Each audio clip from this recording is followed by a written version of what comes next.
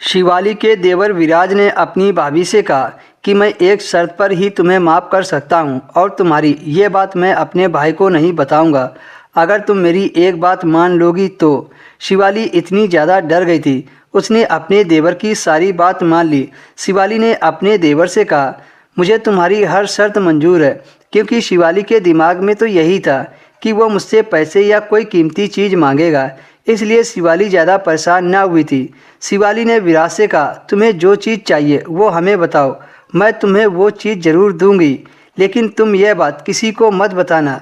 विराज ने कहा, जी मैं किसी को कुछ नहीं बताऊंगा, लेकिन इस शर्त को पूरा होने के बाद, और वो शर्त मैं आपको बाद में बताऊंगा।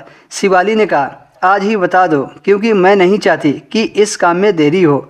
अरे भाभी, आज बहुत ज़रूरी काम से बाहर जा रहा हूँ, परसों तुम्हें ज़रूर बता दूंगा या फिर कल, पर आप इतनी बेचैन ना हो। ये कहकर विराज कमरे से बाहर निकल गया और शिवाली को पूरी रात के लिए टेंशन दे गया। खैर, शिवाली ने हिम्मत की और अपने काम में लग गई। तभी शिवाली के पति का फ़ोन आ गया, जो बिजनेस के सिलसिले से बाहर गया था। शिवाली का शरीर पूरा कांपने लगा कि शायद विराज ने उसके पति को बता दिया है। काफ़ी देर के बाद शिवाली ने डरते डरते फ़ोन रिसीव किया, तब तक फ़ोन कट गया। विराज पूरा दिन बाहर घूमने फिरने के बाद घर वापस आया तो शिवाली उसका इंतज़ार कर रही थी। वो शिवाली से कहने लगा कि भाभी, शर्त तो मैं आपको कल ही बताऊंगा। मैंने अपने दोस्तों के साथ बाहर खाना खा लिया है, इसलिए आप कमरे में जाकर सो जाओ। भाई कल या परसों आ जाएंगे। वो इस लहजे से कह रहा था कि शिवाली उसकी उम्र व स्वभाव का अंदाज़ा करने लगी। शिवाली अपने कमरे में चली गई और रात भर वह सोचती रही। न वह ढंग से खा सकी और ना ही पी सकी।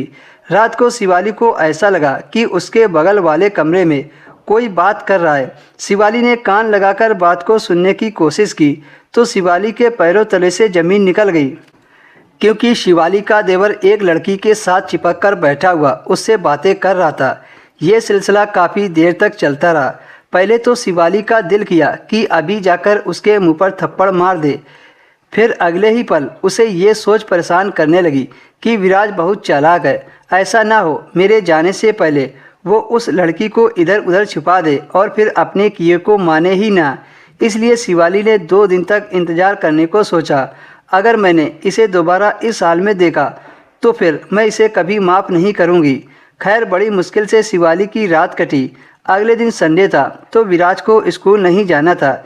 शिवाली ने सुबह का नाश्ता बनाया और विराज को नाश्ता कराया। नाश्ता करते समय विराज ने शिवाली से कहा, भाभी, आज मैं तुम्हें अपनी शर्त के बारे में बताऊंगा, जिसे सुनकर आप हैरान रह जाओगी। विराज ने आवाज़ लगाई तो एक लड़की उसके कमरे से निकलकर बाहर आई और विराज ने कहा कि जब तक हमारे भैया घर नहीं आते हैं तब तक ये लड़की हमारे साथ इसी घर में रहेगी और रोज़ मेरे साथ मेरे कमरे में सोएगी। अगर हम दोनों की बात भैया को बताई तो मैं आपकी सारी पोल पट्टी भैया के सामने खोल लूँगा कि आपने शादी से पहले कितने लड़कों के साथ मौज मस्ती की है। देवर की ऐसी बातें सुनकर शिवाली दंग रह गई। वो तो सोच भी नहीं सकती थी कि इतनी कम उम्र का देवर ऐसी बातें व हरकतें कर सकता है। जब तक विराज का भाई घर नहीं आया तब तक विराज उस लड़की के साथ खूब मौज मस्ती करता रहा और बेचारी शिवाली चुपचाप अपने देवर की सारी काली करतूतें देखती रही।